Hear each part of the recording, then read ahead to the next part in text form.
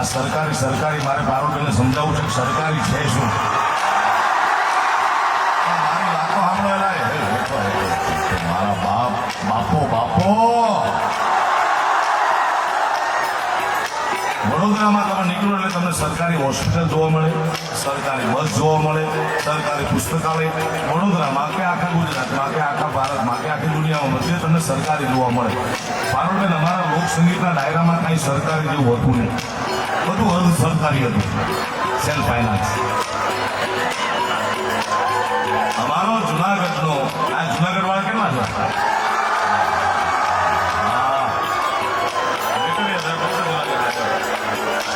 જુનાગઢનો એક જગદીશ ડાભી કરીને બેન્જો વાદક છે, એ લોકસંગીતમાં સરસ સંગત કરતો એક પીસ વગાડતો મ્યુઝિકનો.